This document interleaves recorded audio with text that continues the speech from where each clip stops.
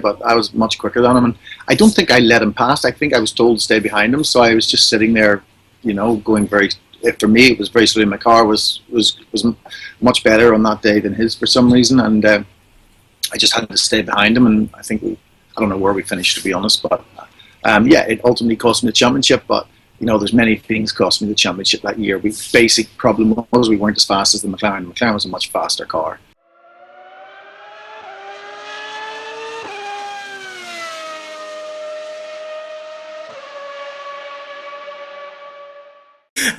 Second thing we're talking about today would be your 99 season alongside Michael at Ferrari, which obviously was the closest you ever got to being champion. And I always found interesting that there's one aspect of that season that never really got covered in the history press, if you want to call it that way, which was the Magny-Cours event, where you were asked by the team, if I remember correctly, to let Michael through, which means you lost 1 point in the end, and that one could have been a really interesting point for your championship in the end. Tell us a little bit about it. Well, for some reason, I was always very quick at Magny-Cours. There was no bumps at Magny-Cours. It was very smooth, so I think it suited my style in a way, which is strange because I was very good at Monaco, which was very bumpy, so I don't quite understand it. But Magny-Cours, I always went very, very well. And it was wet, I remember. Michael was really struggling for some reason. We never did understand why, but I was much quicker than him. And I don't think I let him pass. I think I was told to stay behind him, so I was just sitting there, going very. For me, it was very slowly. My car was much better on that day than his for some reason, and I just had to stay behind him. And I think I don't know where we finished, to be honest, but it ultimately cost me the championship. But there's many things cost me the championship that year. The basic problem was we weren't as fast as the McLaren. The McLaren was a much faster car, and we were kind of up there because we had made fewer mistakes than McLaren. Hakkinen combination. We had more reliability than them, so we were kind of slower but made less mistakes, and that kept us in the fight. But ultimately, the faster car won. Yeah. When we stick with that Magny-Cours point again, it only cost you the championship if we consider in the last race Michael would have let you through again. So would you have been okay winning a title like that? I think you win a title whatever way you win a title. If I had a McLaren, I wouldn't have had to let Michael let me through.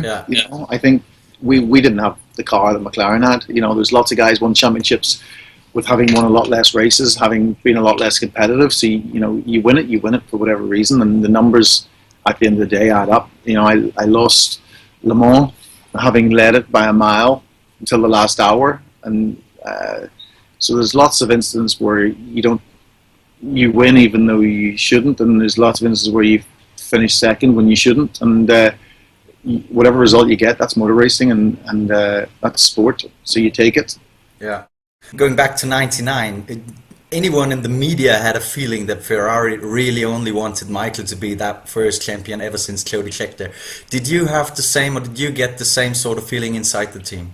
Or did you feel fully supported in that second part of the season? No, I wasn't fully supported. Because of the situation. The situation was Michael was the best chance for them to win the championship. Michael was now not a contender because of the broken leg. We knew our car was nowhere near as fast as the McLaren. We knew Michael was the only man that could make the difference. And so they stopped developing the 99 car and started developing the 2000 car. And they were developing the 2000 car from,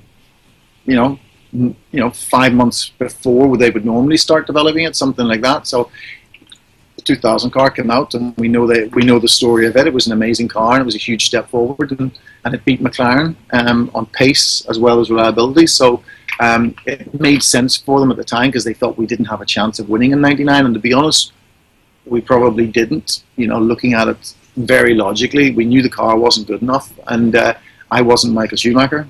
So it made total sense, and if I was told, I would have done the same thing. It just so happened that I won the next race, and we scored very well in the next few. Mika made a few mistakes. We made a few mistakes, but we made less than them. So in the end of the day, the better combination won, I think, for sure. But it was a fun year. It's a shame. It was great fighting for the championship. But in them days, it was really, if you weren't in an Adrian Newey car or Michael Schumacher, you didn't fight for the championship. Yeah. I know you're friends with Mika Salo today, and he obviously stepped in for a couple of races when Michael was out. Was that when that friendship, where it originated? No, because we were friends in Japan. Before, like, okay. Yeah, we raced together in Japan. There was a whole group of us: Jeff Krosnoff, Mara Martini, Ratzenberger. There was a whole group of us, and we used to all hang out together. So we had a good, fun time out there. And then I got into Formula One. Then Frentzen came and Mika came. So it was nice to see these guys coming in, because very good drivers. That the Japanese series was a fantastic series. There was a lot of money. We got a lot of testing, a lot of tire development. So it was very good experience for drivers out there. Anything else you remember about the '99 season that's worth telling? Yeah, it was just a crazy year, because my fame went through the roof. The attention I got was insane. The difference it made, and obviously it was a shame we lost the championship, but